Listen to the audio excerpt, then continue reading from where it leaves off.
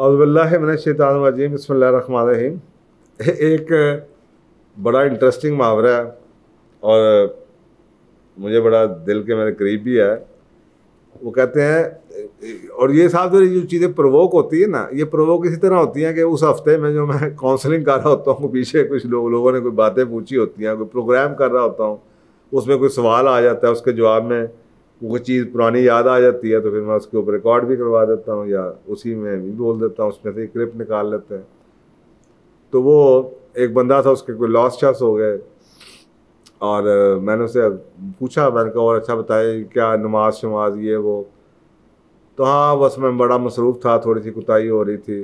तो वो कहता है, उसने आगे से मुझे ऐसे देखा जैसे मैं पूछ रहा हूँ इसका क्या ताल्लुक है मेरे बिजनेस के लॉस या मेरे पार्टनरशिप के जो साथ लॉस हुआ है या उस काम में। वो तो जी एक्ट हो गया, वो तो ऐसे ही होता है, दुनिया में कुछ भी हो जाता है। तो वो मेरे दिमाग में ये मुहावरा आ रहा था। कहते हैं ये भी पंजाबी का मुहावरा है और ये कहता है, रब जदों बंदे नूं मारदा है, रब यानी कि अल्लाह जब बंदे नूं मारदा है, यानी कि बंदे को मारना चाहता है, तो डांग नहीं मारदा, ओदी मत मारदा है तो मेरा ख्याल आपको समझ आ गई होगी कि जब अल्लाह सुब्हान ताला किसी बंदे के साथ यानी कि उसको सजा देना चाहते हैं या उसको मारना चाहते हैं, तो वो डांग नहीं मारते, वो उसकी अकल मार देते हैं। और ये बात बड़ी गहरी है।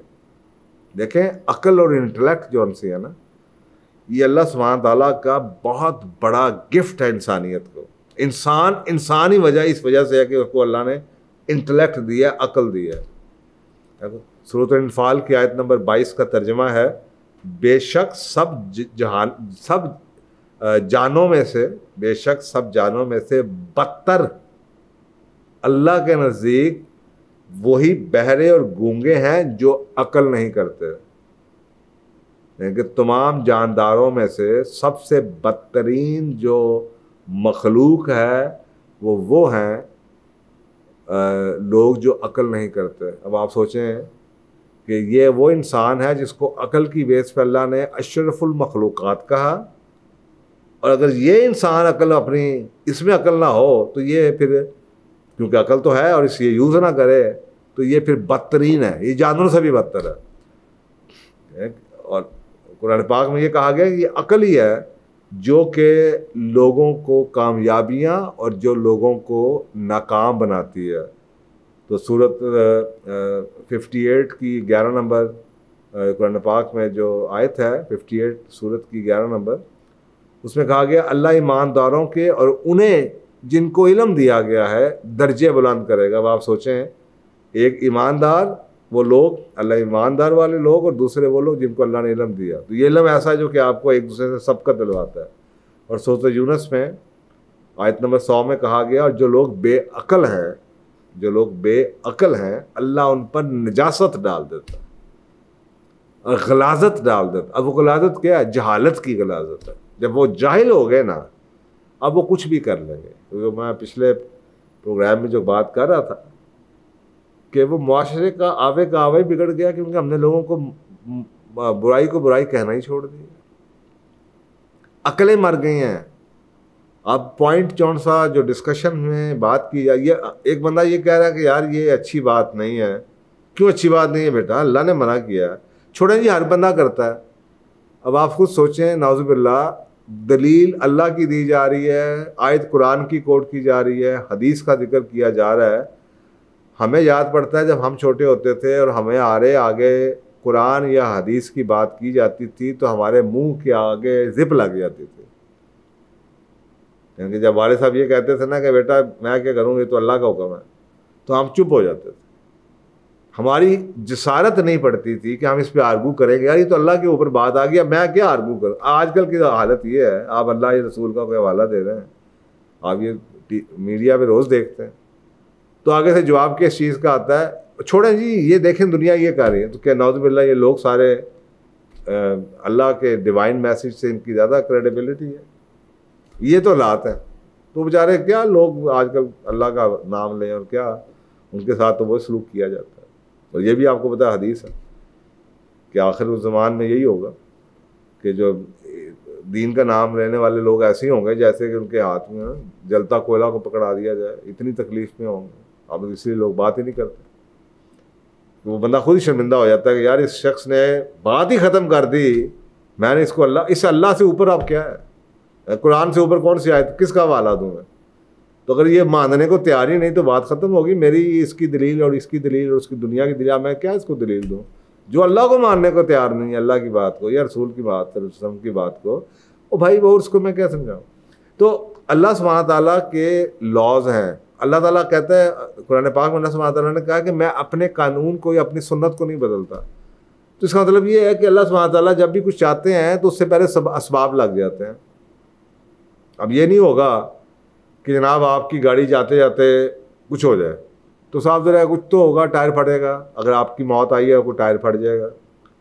असबाब तो इनके फिजिकल लॉ तो एक क्रिएट किया जाएगा ना, क्योंकि एक मेटाफिजिकल है, वो मेटाफिजिकल है अल्लाह जिसको आप देखते नहीं है, अल्लाह की डिज़ायर, अल्लाह की विश, अल्लाह ने ये चाहा। तो कुछ ना कुछ फिजिकल लॉ ज़रूर हो जाएगा, यानी कि जो आपसे कोई गलती हो जाएगी, आपसे कोई चीज़ ओवरलुक हो जाएगी। मैं बड़े लोगों को जानता हूँ जिन्होंने ज़िंदगी की कमाइयाँ कोई जुए में हार दी या फॉरेक्स में हार दी या स्टॉक मार्केट से डूब गए कि एक फ़ैसला ऐसा गलत हुआ कि सब कुछ ही काम ख़राब हो गया, या एक गलत शादी कर ली या कोई और गलत फ़ैसला हो गया, किसी कुछ हो गया। तो ये क्यों होता है? ये होता है इसलिए कि ये मेटाफिजिकल लेवल पे अल्लाह के ऊपर, डिवाइन अल्लाह के लेवल पे ये फ़ैसला हो गया है कि इसके साथ अल्लाह सुब्हानहू तआला ने अब ये करना है। तो अब वो फिज़िकल लॉ बनेगा, एक यानी कि सबब क्रिएट कर दिया जाएगा कि भाई इससे कोई चीज़ ओवरलुक हो जाएगी, ये गलत कॉन्ट्रैक्ट कर देगा, इससे गलत फ़ैसला हो जाएगा, किसी गलत बंदे को हायर कर लेगा, किसी गलत से शादी कर लेगा, कोई बिज़नेस का गलत डिसीजन ले लेगा, किसी के कहने में सारे पैसे स्टॉक में लगा देगा, या कुछ चीज़ बेच के कुछ और ले लेगा, वो डूब जाएगी, या फ़ायदा ले लेगा, वो मार्केट, वो सोसाइटी जो सी है वो जनाब बाद में पता चलेगा फ्रॉड निकल आया। और ऐसा होता है। और यही आपको कॉशन की जा रही है इसके अंदर कि जनाब जब अल्लाह ताला किसी बंदे नूं मारदा है तो वो डांग नहीं मारदा, वो मत मारदा, अकल मार देते हैं अल्लाह ताला। वो बंदे आप अपने हाथ से बेवकूफ़ियाँ खुद अपनी अकल छोड़ के ऐसे स्टेप करता है कि लोग कहते हैं यार इतना बड़ा कामयाब आदमी, इतने इसकी ज़िंदगी के 100 फैसले ठीक, ये इसने किया कैसे? लेकिन उसको खुद ही नहीं पता, बस यार पता नहीं मैं क्यों किया। तो ये है मुहावरा कि मत कैसे मारी जाती है। इसीलिए कहते हैं कि अल्लाह सुब्हानहू तआला के नमाज़ पढ़ें, हर रकात में आप कहते हैं इहदिनस सिरातल मुस्तकीम, अल्लाह मुझे सीधे रास्ते पर रख। मुझे नहीं पता दुनिया क्या कर रही है, दुनिया क्या करवा रही है, लेकिन अल्लाह इनके आपको सोचें ना, आप बार बार अल्लाह से इल्तिजा कर रहे हैं, अल्लाह मुझे पता है दुनिया में क्या हो रहा है, मैं किसकी बात सुनूं किसकी बात ना सुनूं, सब कुछ आवे का आवा बिगड़ा, अल्लाह मुझे सीधे रास्ते पर रख। तो अल्लाह सुब्हानहू तआला भी आपको सीधे रास्ते पर चलाएँगे। नहीं, अगर आपका लिंक टूट जाता है तो बस फिर कहानी ख़त्म है। फिर आप दुनिया कहीं ना कहीं आपके साथ वो करेगी कि आप बाद में सोचते रहेंगे। इस्तिखारा एक और ऑप्शन है कि आजकल के दौर में जब आप किसी पे ट्रस्ट नहीं कर सकते तो आप अल्लाह पे ट्रस्ट कर लें, इस्तिखारा कर लें। आपको पता है इसके ऊपर कई अहादीस हैं।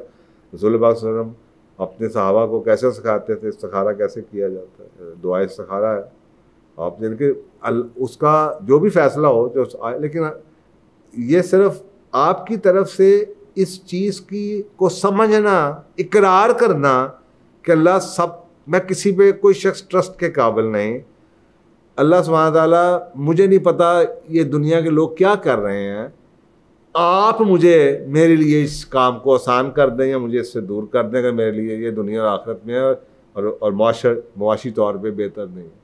आप इल्तिजा कर रहे हैं। तो फिर ऐसे ही अगर आप इस तरह की बातें करेंगे तो उम्मीद है कि अल्लाह ताला आपकी मत नहीं मारेगा। आप नाउज़ुबिल्लाह अपने आप को वो जो एरोगेंस आ जाती है तजर्बे की बेस पे, उससे बचा लेंगे। और उस इल्तिजा में अल्लाह सुब्हानहू तआला ये कहेंगे नहीं, ये मेरा बंदा मुझसे रोज़ नमाज में रुक रुक के कहता है अल्लाह मुझे नहीं पता, बाप ये कहता है, माँ ये कहती है, दोस्त ये कहते हैं, टीवी ये कहता है, सोशल मीडिया ये कहता है, दुनिया ये कर रही है, अल्लाह मुझे नहीं पता। अल्लाह इहदिनस सिरातल मुस्तकीम, या कोई बड़ा फ़ैसला उस पर आप इस्तिखारा कर लें तो कम से कम आप नहीं ये बच जाएंगे इस चीज़ से कि अल्लाह सुब्हानहू ताला की तरफ से फिर आपको अगर सज़ा आती है तो ये ना हो कि आपकी मत मारी जाए। तो बहुत कुछ इस पे कहा जा सकता है। मेरी कोशिश यही होती है सारा साल की तजर्बे, सारा साल की तहकीक और अपनी लाइफ के एक्सपीरियंसेस, काउंसलिंग के लोगों से बातें, तो उसको 5 मिनट 8 मिनट में कंक्लूड करना बड़ा डॉन्टिंग टास्क होता है। तो मेरी कोशिश होती है कि मैं कम से कम उसका हक अदा करके कम से कम आपको बात पूरी कह दूँ। अगर नहीं समझ आएगी तो कोई और उसके बाद आप सवाल पूछ लीजिएगा। तो ये है जनाब, रब जदों बंदे नूं मारदा है तो डांग नहीं मारदा, ओदी मत मारदा। अल्लाह ताला हम सबको बचा के रखे कि हमारी मत ना मारी जाए। जज़ाकल्लाह।